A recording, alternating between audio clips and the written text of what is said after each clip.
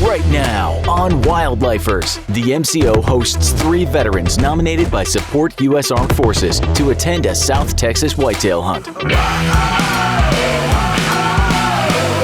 this is just a fraction of what they've done for us. It's amazing what these people have gone through, and I would be lying if I said that I could relate or could even imagine what these folks have seen and done and felt. It's been like 8 years for I even hunted to be able to do this. It was really a great thing. We've done an extensive amount of scouting, and I have really high hopes for this hunt. And all of a sudden, Dan says, "You see that buck?" And I'm like, "What?" You just see the picture. I see it. I see it. Like let's go shoot that deer. Let's go shoot that deer. Nice deer. All right. We had 2 deer we had to avoid being spotted. There are 3 roads that lead to the same destination. There are 3 players seeking to achieve one goal. Why do I hunt? It's who I am. Where do I find the passion? It's in my blood. How do I keep going? It's what I live for. We are the Wildlifers.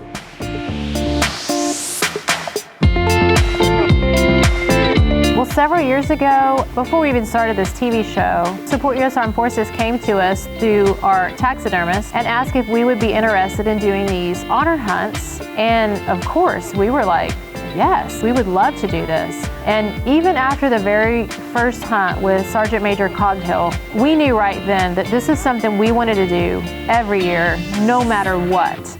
And I got to talking to Bill about that hunt, and I said, man, if we can touch people like that every year, that's something we absolutely need to do, because maybe, just maybe, other outfitters or other businesses, whatever, will see that and want to do that same thing for some of these people, because what it did for that family and for Tony Cogdill was something that I could never describe. If I sat here for the next 10 hours, I couldn't. This hunt gives us a chance to give back to a wounded veteran that fought for you and I, our freedom. Every day that we go to the grocery store, we're free to do that and go to whichever grocery store you want. And it all goes back to a veteran that puts his life on the line for us. We can't erase what happened on the battlefield. We can't take away the wounds that they felt and the wounds that they carry from the loss of those that they were serving with. But we can change the channel, and we can bring joy, and we can give them that once-in-a-lifetime memory. And that's exactly what we intend on doing every time we do this hunt. It's chasing that moment of freedom and that moment of joy that makes this so rewarding to me. Well, you guys made it here. Hi, Bill. Hey. How are you, buddy? All right. I'm good, thanks. How are you, sir? Hagen. Steve. Nice to meet you. Hello, Steve. I'm Dan. Good to meet you, bud. Hey, I'm Stephanie. I'm Dan's wife. Nice to meet you. How are you? I'm Dan. Nice to meet you. And Hagen. Sir Hagen. We're excited. How are you? to have Dan. Uh-oh. So as y'all have seen, it's unbelievably wet here.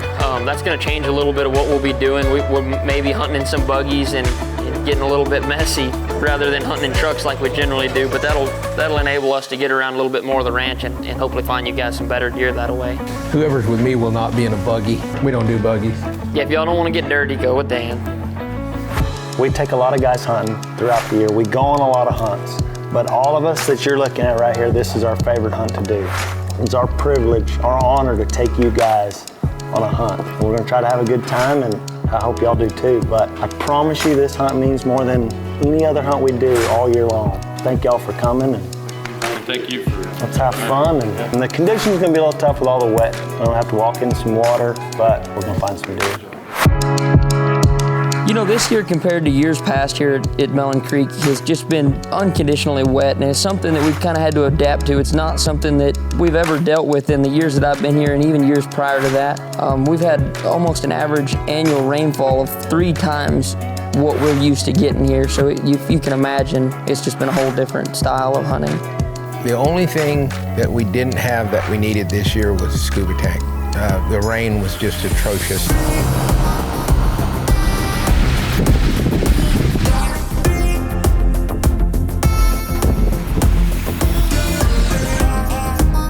I tell people my career in the military started as a Boy Scout.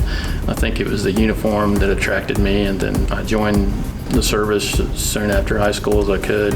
Was an enlisted soldier in the artillery, and then I had great leaders, and I wanted to be like them, and went to college at night and got my degree and went to officer candidate school and became a second lieutenant in the infantry. As an officer, I've had a lot of opportunities to command. I've had 4 commands and retired as lieutenant colonel. One of those commands was a combat command in Iraq in 2005 to 2006. Dan has taken Sean to an area he's been scouting, and sure enough, he spots a buck bedded with a doe in a grassy field. I can just see the tips of this buck's horns out here in the grass, and I can't tell what he is. If you see that distant telephone pole, come to the right of it, 5 or 10 yards, and you just see the tips. I see him. I see him. I got him. Wildlifers is brought to you by Bill Fick Ford, that's no bull. Vault Aviation, a different kind of whitetail. Barnes Precision Machine, USA made with unmatched performance. Wise Eye Tech. And Mellon Creek Outfitters, raising standards, not fences. The annual Purple Heart Veteran Hunt at the Mellon Creek Ranch is in full swing. Dan has already located a nice buck, but he appears to be held up with a doe in extremely tall grass. If you see that distant telephone pole, come to the right of it, 5 or 10 yards, and you just see the tips. I see him. I see him. I got him. But I can't really tell what he is. I think the buck's big enough, but I gotta age him before we can shoot him for the management deal. So okay. Just I want to kind of just move down this fence a little bit. Our wind's good. It's coming straight out of the north, so it's blowing over here. I want to just get this a little bit closer to where we can be in a position to shoot whenever he does stand up.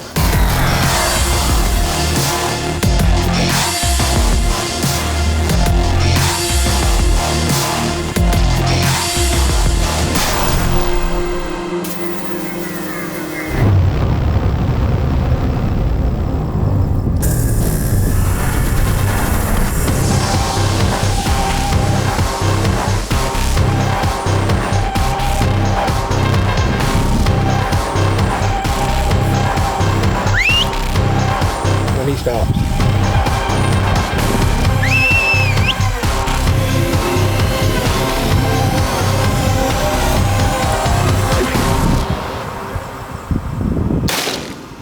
You hit him. All right. Oh my God. Yeah. Go follow him with the glasses now. Oh, he's hit fine. He's a good. Awesome. Whoa. He's down right there. Good work, man. Thanks. Thanks. Good work. Oh, man. Let's get a line on that so that we can find him. He's right over there next to that fence. It's always a good sign when you see antlers sticking up out of that. Oh, my goodness. Are you kidding me? Are you kidding me?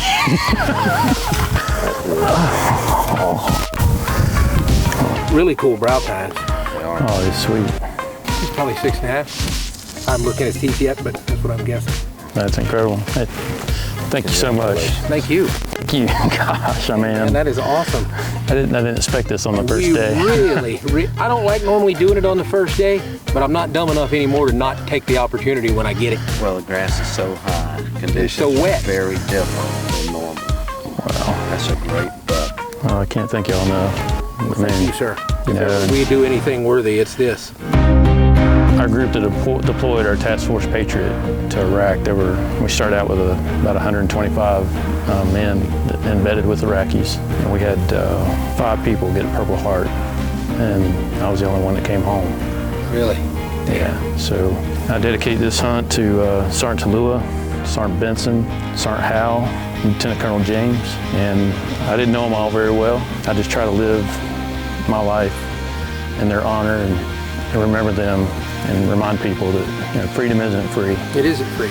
And you guys that recognize that, that's not nearly enough people recognize that. That's important to us that did survive. And I can't thank you enough. Thank you. Thank you very much. Appreciate it.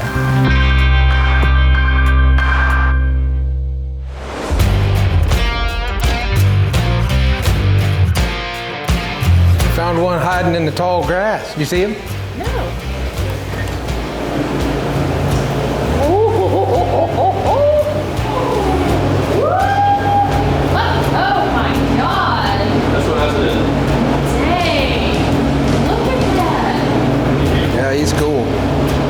Let's go see what Rosa's got going on. Sounds good to me. I'm about to starve to death. So gentlemen, there's a few people that just really appreciate what you do. Sean, this is for you. Patrick and Steve. So this is custom made, especially for you. The gentleman that does this has been a national turkey caller champion, and this is a call that he hand makes. You get your Purple Heart, and then the signature from the man that makes them, Richard Shively. And I have another presentation. And That was too much. and the gentleman that makes these is Sean Stevenson, Stevenson's Knives. So there are a lot of people that appreciate what you do to keep this country free. This is very humbling. Thank you guys. Thank you guys. Thank you so much. Very humbling. What was that thing at like 20 minutes ago when I needed a knife? This segment is brought to you by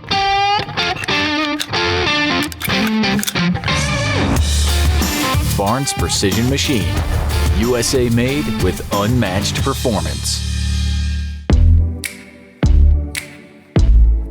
It's really, really quite a deal, the Purple Heart. It's pretty healing for Vietnam boys. And they had a stand in town for the Purple Heart, so I put a little donation in there. And then they had these little prizes, and I won the prize. And so Bill's wife come out to deliver it. She says, "Do you hunt?" And I moved to North Carolina. I've been there about 7 years. And I used to hunt a lot in Michigan, but not in North Carolina. And I actually got rid of a lot of my stuff. He said, "Would you like to do the Purple Heart?" Told me about this hunt. And I said, "Oh yeah, I would." Sure as the world. He called me, "But I want to interview you." And from there on, it was all a go. This is unbelievable.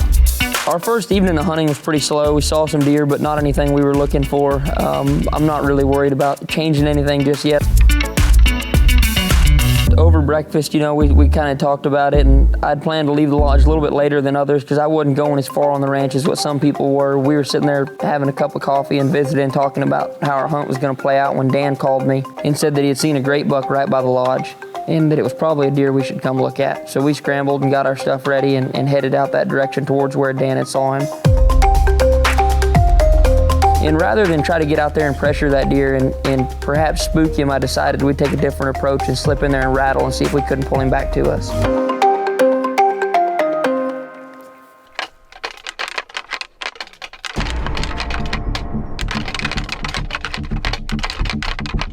I could see him. It was foggy, and it was just getting daylight. So I'm just looking through my scope, and so I can just barely see one coming.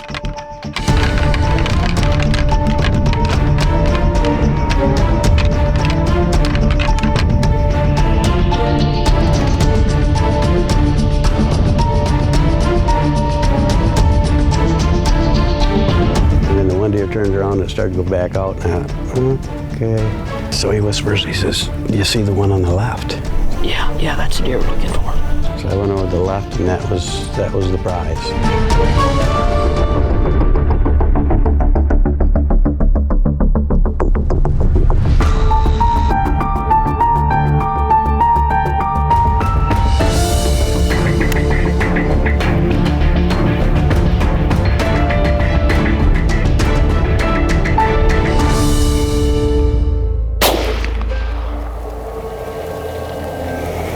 You got him, he's pumping blood. Watch him going down, watch him. Nice work, my friend. Congratulations, buddy. We're getting right to that point of year where you hit these horns together and these bucks can't take it. They get awfully curious. These legs supposed to be shaking? Yeah, your legs are supposed to be shaking. If they're not, there's no reason to hunt. That was nice stuff. Very nice work. Great shooting. Put on a pretty good little show for us, and he's laying dead. Fell right in the road, just perfect. Don't have to go in the water, do we? Run back there and get the buggy. We'll load him up and be good to go. I asked him, you know, before we shot him, I said, "Listen, dear, please don't fall over here in the grass or water. There's no reason to do any of that. Just find you a dry spot and lay down." Look, you there, my friend? Oh, beautiful. How about that? I'm still shaking. Still shaking. His whole head's vibrating. I got one hand under these horns and they're like doing this. Unbelievable. That's a beautiful South Texas buck right there, buddy. Couldn't even get half of that in Michigan. I haven't hunted in 8 years. And that shot. Yes, sir. You had a perfect shot. You heard it, for sure. Very nice. Unbelievable. Congratulations, sir. Are we supposed to be shaking like this? Yes, absolutely. Thank you very much. This is unbelievable. Bucket list is called, right? That's right, that's right.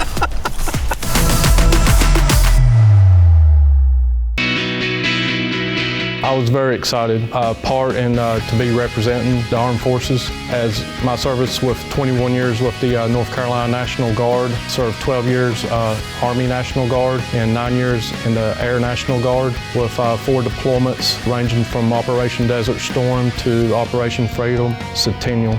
After September 11th attacks, I had a calling to serve my country again. As a civilian, I'm a career firefighter. I'm a fire captain with the City of Hickory Fire Department. I think the 343 firefighters killed at the World Trade Center kind of had a calling to reserve my country in the time of need.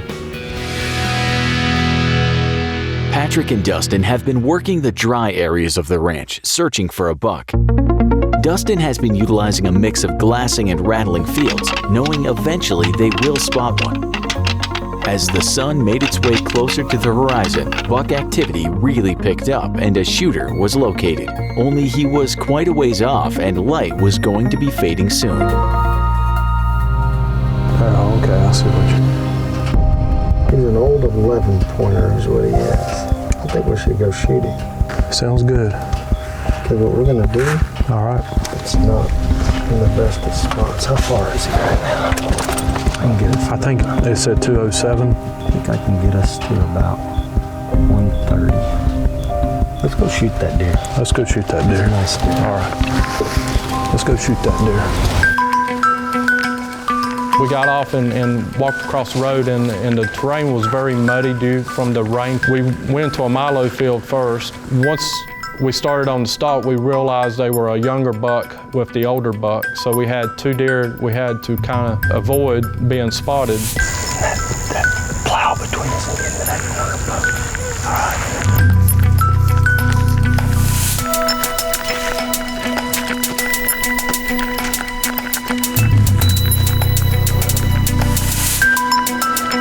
The closer we'd get to the deer kept moving away from us, following the fence line, and eventually he stalled up. But the younger buck actually spotted us. He keeps looking over here. He knows something's going on. The younger buck came down to us probably within 75 to 100 yards and was looking at us and spooked and went out into the field to our left. And we thought, well, the stalk's over, the other buck's going to bust out of there, but he never realized what was going on. We kind of got closer up where I could get several of my rifle on a gas line post. Still ain't figured out what the hell he's doing out there. That's great. You know what I mean? He doesn't move, he just stares the other direction. Where's your gun right there in the corner? Just keep it wedged into the corner. Let's kill this sucker. Just aim a little bit high and right on the point of the trigger. All right, 3 inches high where you want to hit. Fire in the hole. We're shooting. All right, Bill shot him. You didn't want to stop. He's going to stop.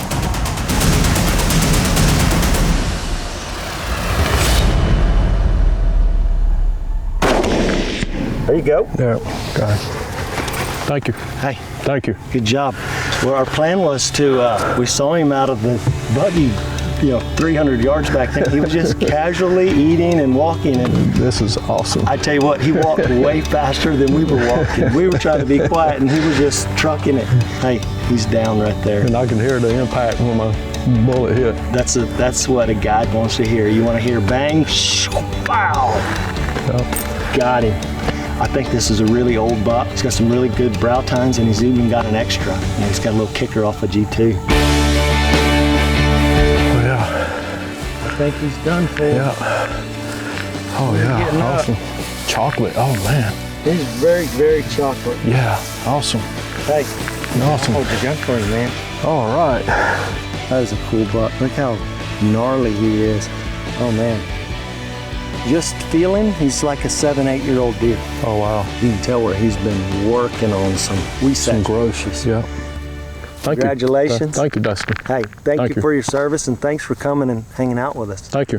Thanks to Bill, and his wife for all that they do, yes, putting this hunt together. I mean, without them, we couldn't do it. And thank you, Mellon Creek Outfitters. It's been very humbling what they do to the armed forces. We take you guys hunting, we get to do the fun part. They do all the hard work. Right.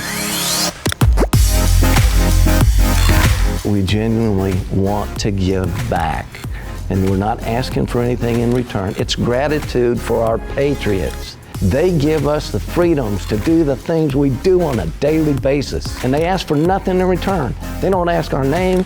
They're out there around us everywhere.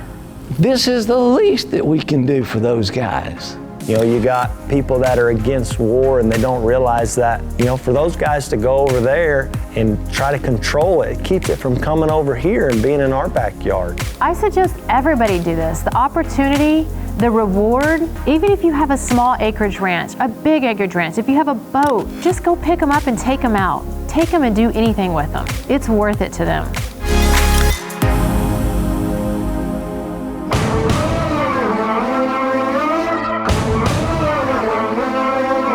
Closed captioning is brought to you by Vault Aviation, a different kind of whitetail.